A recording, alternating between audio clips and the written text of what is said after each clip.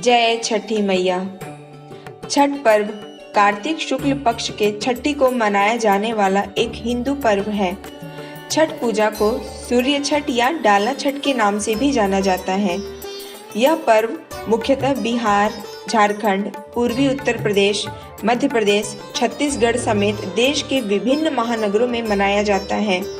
इस पर्व को दीपावली के छठे दिन मनाते हैं। यह पर्व कार्तिक महीने की चतुर्थी से शुरू होकर सप्तमी तक मनाया जाने वाला 4 दिवसीय त्योहार है। मुख्य पूजा कार्तिक माह के शुक्ल पक्ष के छठे दिन की जाती है। छठ पूजा साल में 2 बार होती है, एक चैत मास में, दूसरा कार्तिक मास में। इस व्रत में सूर्य देवता की पूजा की जाती है और उन्हें अर्घ दिया जाता है, जो प्रत्यक्ष दिखते हैं और सभी प्राणियों के जीवन के आधार हैं।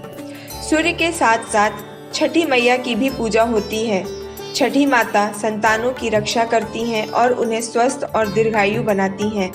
इस अवसर पर सूर्य देव की पत्नी उषा और प्रत्युषा को भी अर्घ देकर प्रसन्न किया जाता है। छठी मैया कौन है? आइए इनके बारे में जानते हैं। सृष्टि की अधिष्ठात्री प्रकृति देवी के एक प्रमुख अंश को देवसेना कहा गया है। प्रकृति का छठा अंश होने के कारण इन देवी का एक प्रचलित नाम छठी है। छठी देवी को ब्रह्मा की मानस पुत्री भी कहा गया है। पुराणों में इन देवी का एक नाम कात्यायनी है। इनकी पूजा नवरात्र में छठवें दिन होती है। छठी देवी को ही स्थानीय बोली में छठ मैया कहा जाता है, जो निसंतानों को संतान देती हैं और सभी बालकों की रक्षा करती हैं।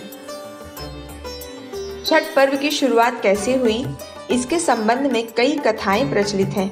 जैसे एक पौराणिक लोक कथा के अनुसार लंका विजय के बाद अपने राज्याभिषेक के पश्चात भगवान श्री राम और माता सीता ने कार्तिक शुक्ल की छठी को उपवास रखकर सूर्य देव की आराधना की थी।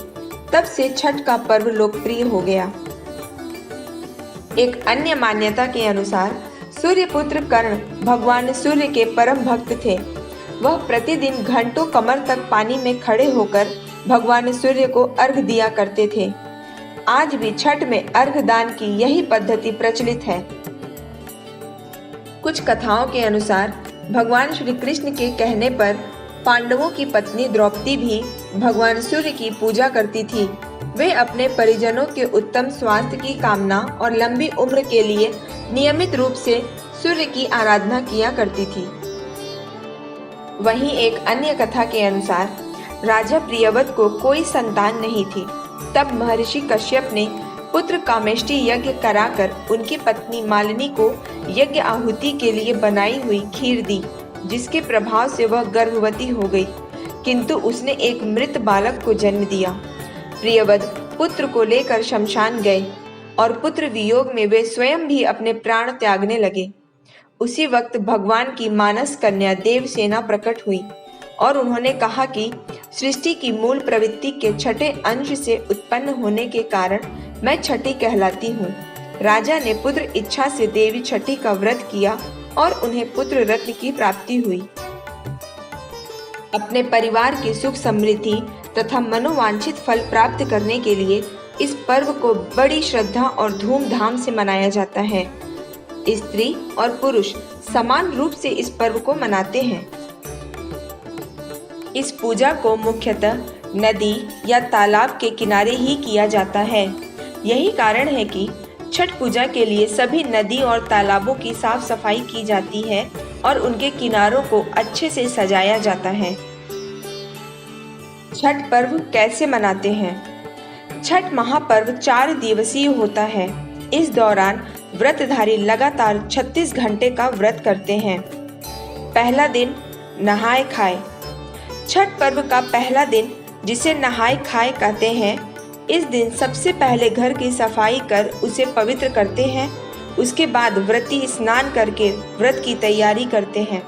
इस दिन व्रती सिर्फ एक बार खाना खाते हैं। खाने में वह लौकी की सब्जी, मूंग, चना दाल और चावल का उपयोग करते हैं। खाना पकाने के लिए आम की लकड़ी और मिट्टी के चूल्हे का प्रयोग किया जाता है।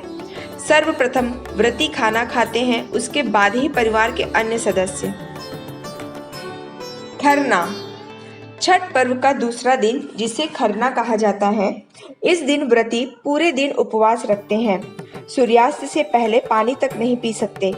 शाम को चावल, गुड़ और गन्ने के रस का प्रयोग कर खीर बनाते हैं। खाने में नमक और चीनी का प्रयोग नहीं किया जाता।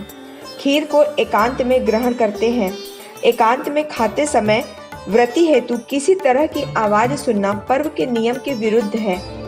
व्रती के भोजन ग्रहण करने के बाद वही खीर रोटी परिवार के लोगों, रिश्तेदारों एवं मित्रों को प्रसाद के रूप में वितरित किया जाता है।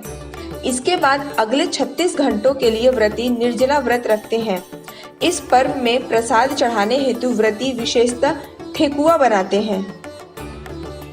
संध्या अर्घ्य, छठ पर्व का तीसरा दिन जिसे संध्या अर्घ्य के नाम से जाना जाता है। इस पूरे दिन सभी लोग मिलजुल कर पूजा की तैयारी करते हैं। छठ पूजा के लिए विशेष प्रसाद तैयार किया जाता है, जिसे एक बांस की बनी हुई टोकरी, जिसे दौरी या दौरा कहते हैं, में पूजा के प्रसाद फल डालकर देवकारी में रख दिया जाता है।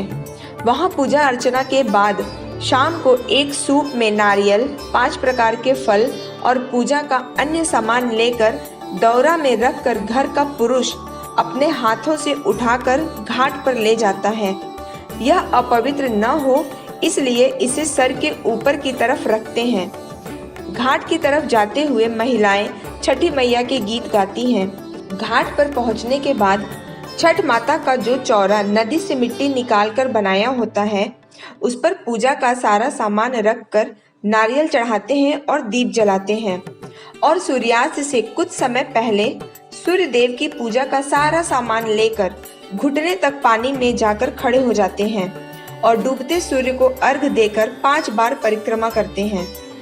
सूर्यास्त के बाद सारा सामान लेकर सोहर गाते हुए सभी लोग घर आ जाते हैं और अपने घर के आंगन में एक और पूजा प्रक्रिया प्रारंभ करते हैं, जिसे कोसी कहते हैं।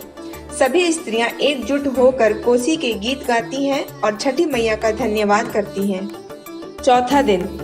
चौथे दिन कार्तिक शुक्ल सप्तमी की सुबह उदयमान सूर्य को अर्घ दिया जाता है। व्रती उसी जगह पुनः इकट्ठा होते हैं जहां उन्होंने शाम को अर्घ दिया था। कोशी की प्रक्रिया यहाँ भी की जाती है। इसके बाद पुनः व्रती पानी में उतरकर सूर्य के निकलने का इंतजार करते हैं और कच्चे दूध से उगते हुए सूर्य को अर्घ देते हैं। अंत में व्रत अदरक, गुड़ और थोड़ा प्रसाद खाकर पूर्ण करते हैं। छठ व्रत एक कठिन तपस्या की तरह है, जिसे स्त्रियां करती हैं और कुछ पुरुष भी इस व्रत को करते हैं। 4 दिनों के इस व्रत में व्रती को लगातार उपवास करना होता है। ऐसी मान्यता है कि इस व्रत को करने से परिवार में सुख शांति, स्वास्थ्य, समृद्धि बनी रहती है। यह व्रत सारी मनोकामनाओं को पूरा करने वाला है। शास्त्रों से अलग यह जन सामान्य द्वारा अपने रीति रिवाजों के रंगों में गढ़ी गई उपासना है। इस व्रत के लिए न विशेष धन की आवश्यकता है, न ही पुरोहित की। इस व्रत के लिए जनता स्वयं अपने सामूहिक अभियान संगठन करती है।